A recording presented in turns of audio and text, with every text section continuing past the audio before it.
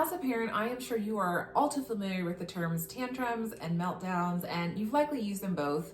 However, there is a difference between the two, and in today's video, I'm going to be talking about that difference, and I'm also going to be talking about why it is so important that we as parents are able to identify when our kiddo is having a tantrum versus when they're having a meltdown. If you're new here, welcome. I'm Courtney. I'm a board-certified behavior analyst, and I help parents of young children go from overwhelmed and reactive to calm and centered so they can effectively respond to their kiddo during these challenging moments in parenting. So if you're looking for ways to develop more positive and healthy relationship skills, be sure to hit that subscribe button to be notified each time I drop a new video. Okay, so we know that tantrums are not meltdowns and vice versa, right? Meltdowns are not necessarily tantrums, but what they both are is a set of behaviors. So when I say the term or use the term behavior, we think of society and or parenting, we use that term kind of freely, and we think of negative behaviors. We just think of like unwanted, undesirable behaviors, things we don't like to see our kiddos do. So I'm just gonna give the example here for tantrums here. Like a tantrum might look like my kiddo is crying, they are screaming, they may be throwing toys, and let's even say, we'll throw in a different one here. Let's say spitting. So crying, screaming, throwing, and spitting are all individually their own behavior, right? Crying is a behavior in of itself, spitting is a behavior in itself, hitting is a behavior of itself. Typically though, a tantrum is kind of like a set of responses for our kiddos, and it's gonna really be dependent on our child. For one kiddo, it might just be crying or might just be screaming, and that's fine. It doesn't really matter in the sense like what that form actually looks like. It's just, we wanna understand that it's typically a set of responses or set of actions or things that we are doing or a kiddo is doing. And then the same goes for our meltdowns here, because a meltdown can also include crying, let's say, but this time my kid is running and hiding under furniture. And we'll also say that they're rocking back and forth. So this is also a set, right, of behaviors. Individually, crying is a behavior, running is a behavior, sitting under and hiding under furniture, that's all a behavior in and of itself. So collectively for our kiddos, it's just a big set of behaviors, right? That looks individual for each and every one.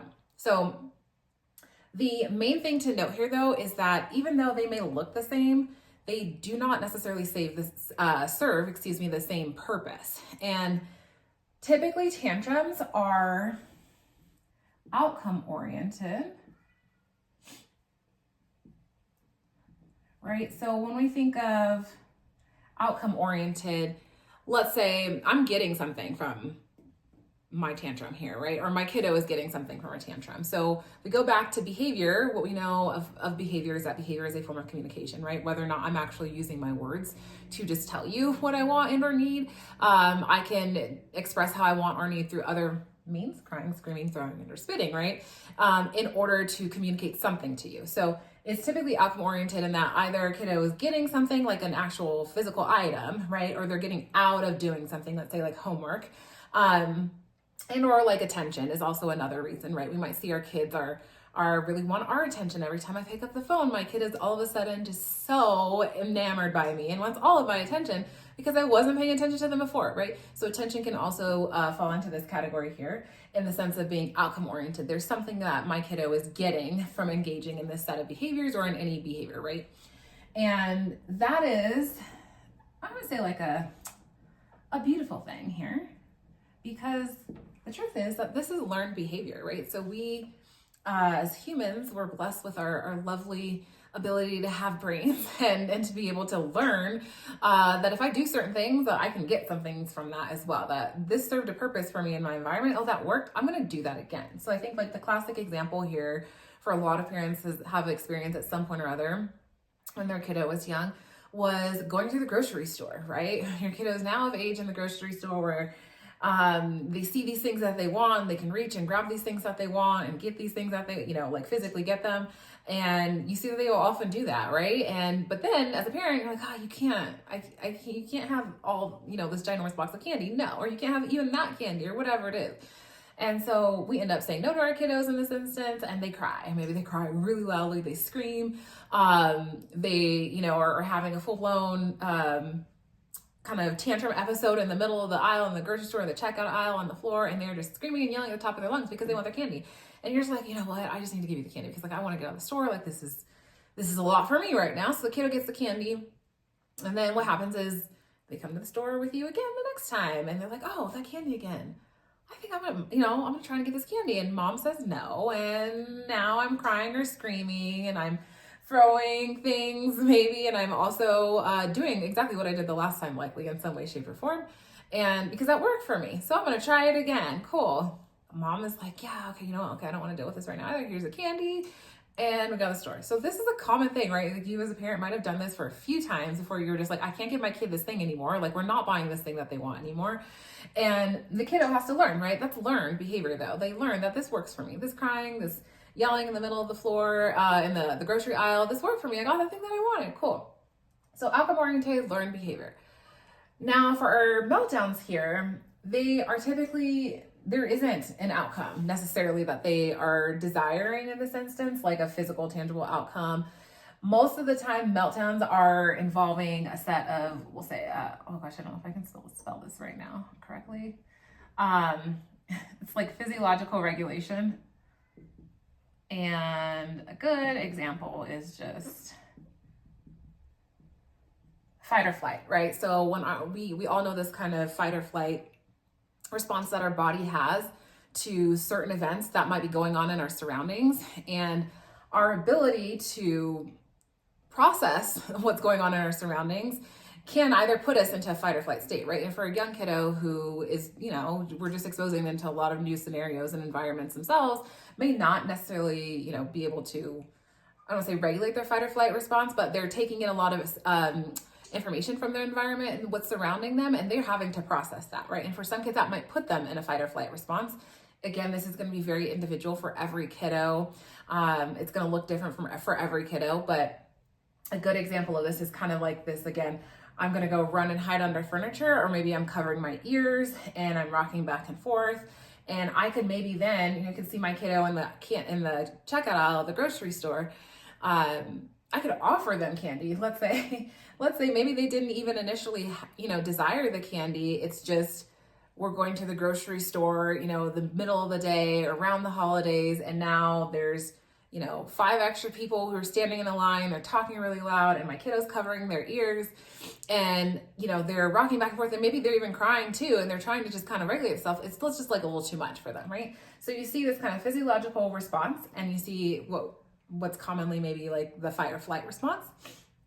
And I could offer my kiddo in this moment candy, right? I could offer them some candy from the checkout aisle, and they're probably like, this isn't, they may take it or they may not take it, but they will still likely be in that state, right? Until, let's say, maybe we remove them from this space. We're getting out of the grocery store, right? We're headed home in the grocery car. We're engaged in something that like we like in the car. Let's say maybe we give them a toy that they like, or they're looking at a movie on the phone or something like that, right? So whatever it is that might actually then help them start to regulate themselves physiologically, kind of come back to baseline and get out of this fight or flight place, is the outcome, if you will, in this instance. Even though this isn't, maybe I shouldn't have used that term, but it's not necessarily outcome oriented. The other thing with the physiological or meltdowns is also emotional regulation, right? So it's just handling big emotions. And that, again, is where we can get kind of hung up here. Not hung up, but it's tricky, because this set of behaviors that is a meltdown and this set of behaviors that is a tantrum can look very similar, right? Depending on your kiddo, it could be just crying in both scenarios. But you as a parent, we have to look at some other things in order to identify, is this, likely a tantrum behavior? Is it outcome oriented? Or is it because my kiddo is now, taking in a lot of input and from the environment and their surroundings, and is in kind of like a heightened physiological state and does not have the ability yet to also emotionally regulate themselves. So emotional regulation plays a role in both of these, and that's to be expected, I should also say, right? Like, again, there's learning opportunities here in the tantrum so that we can learn to, learn appropriate ways and functional ways to communicate my wants and my needs, and also how to handle when I can't get that want versus the need, right? The candy at the store is not necessarily a need, it's just the want, but how do I now handle when I don't get my way? And that's again where we kind of come into the emotional regulation at play. And then the same here for emotional regulation, if we can also calm our emotional responses or handle, learning to handle these big emotions is something that if your kid is likely having tantrums, they're also still likely having to learn to emotionally regulate in a meltdown type of situation.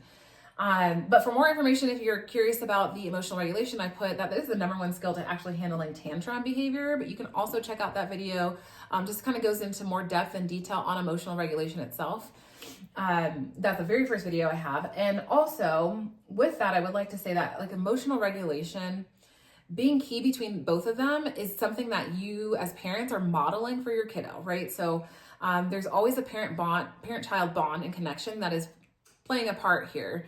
So how we respond to tantrums and how we respond to meltdowns are very different, right? With the exception of emotional regulation. So modeling that emotional regulation response is crucial for kiddos. But if this is outcome-oriented and learned behavior, let's say for the kiddo in the candy store, I'm, as a parent, I have to be aware that my behavior is also influencing my kiddo's behavior. So if I continue to give them this candy each time we're at the checkout line and aisle after they're screaming, at the top of their lungs for it, then I'm just essentially by default teaching my kiddo that, cool, you screaming at the top of your lungs is gonna get you that candy. So you have to be aware of that. And then for the meltdown here, again, my response is going to be different. My response isn't, I'm not going to give you the candy. Even if I maybe was the parent who's giving you the candy right now still here, I'm not going to give you the candy in this instance because it's just not going to work, So we want to make sure what we're doing is actually going to help our kiddos manage their tantrums and manage the meltdowns when they happen. Okay, so I want to give lastly some just prevention tips we can say here for both tantrums and meltdowns because they are likely going to be happening.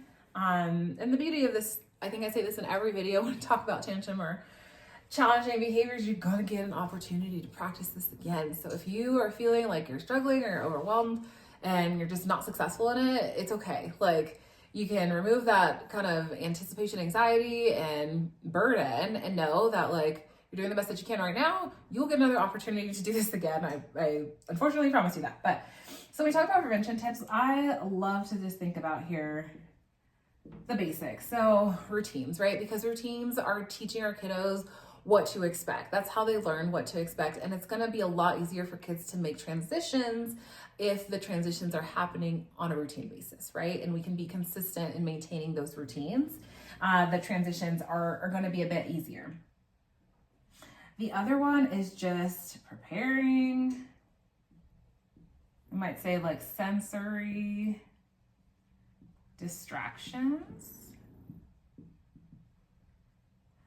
So especially for our meltdown kiddos here, like I don't know about you, I mean as an adult, I think as adults we all have something we can relate to when we think about the meltdowns here, and I encourage you as parents to really actually identify that for yourselves because then we can imagine how much more of a challenge it is for our kiddos who are still learning so many things. But like, I don't know about you, one of my biggest things is going to a grocery store, going to a big grocery store during the busiest time of the day, or like during the busiest, with the holidays right now, during the busiest time of year.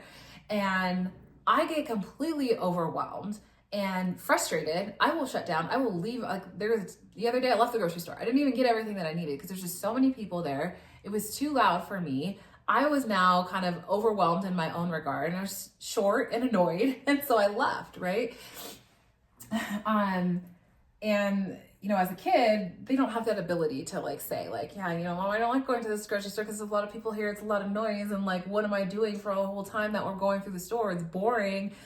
And you ultimately have to kind of find some sort of a replacement for them. So I like to think like preparing some distractions. Like if your kiddo needs the headphones, if your kiddo, needs a fidget toy or something like that, go ahead and provide that. Just kind of forewarned is forearmed, and you can prepare yourself and your kiddo.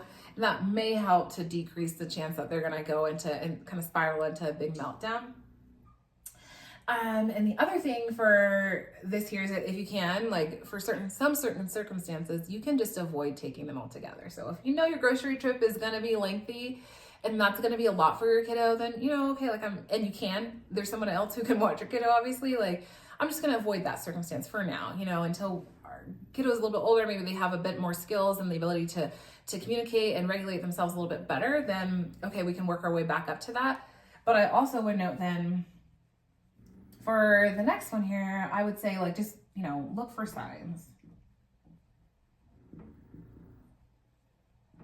Look for signs of a tantrum, signs of a meltdown. Essentially, there's typically some cue. Again, if we're going with, I've been at the grocery store for 30 minutes and my kid's probably had his fill. Like now he's starting to like whine a lot more until he just keeps telling me I want to go, right? He's not listening to me.